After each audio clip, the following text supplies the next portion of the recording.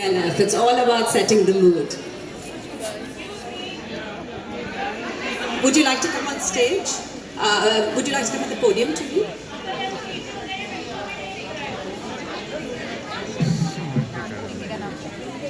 Beginning of the book about how Mr. Murti and Sudhaji met, and it is quite an interesting and different love story and a meeting.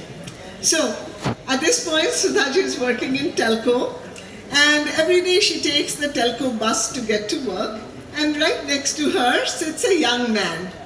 Is that Mr. Murti? No.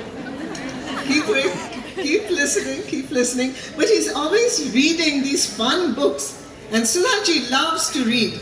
And she's read a lot, but she hasn't read these books. So she's kind of peeping over his shoulder to see what book is it that he's reading. And she sees that on like the first page, it's always written a name. And it's written Murti's name. And places are written where he got the book. And they're all places in Europe. And she asks to this young man, who is this global bus conductor? And he says, he's sharing my apartment, we're sharing an apartment, and would you like to meet him? Now Sudhaji, she's a smart young woman, she's the only woman engineer. She knows not to go to young men's apartments. Young ladies in the audience, you know this too, right? She's very careful. So she's about to say no.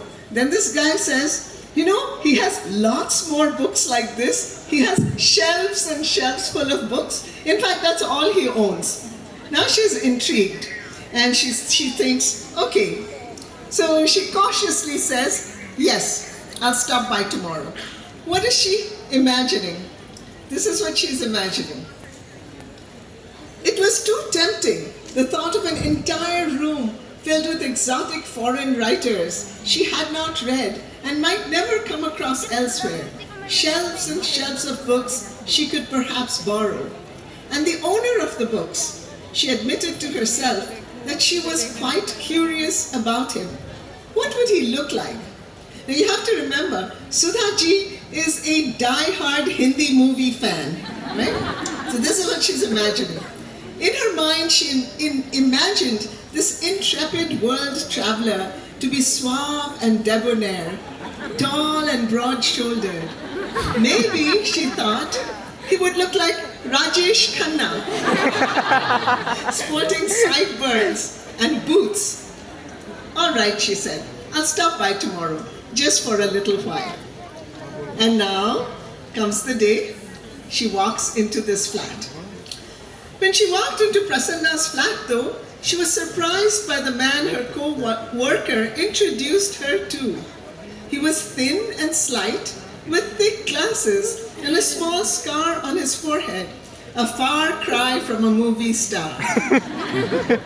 He had on a checked coat that was nothing like the fashionable leather jackets the heroes of Hindi movies favored.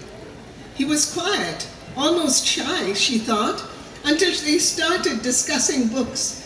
Then he shed his reticence and sparkled with intelligence and an eloquence that startled her. She discovered that they shared a passion for Kannada writers. But the most exciting was the fact that his bookshelves, as crowded as she had imagined, sported many new and fascinating writers. She read out some of the titles excitedly. And then, they have a very nice conversation with books, and then Mr. Murti does the smartest thing before they leave. At the end of the evening, before she could ask, he offered to loan her as many books as she wanted. He filled a shopping bag, the simple kind a housewife might take to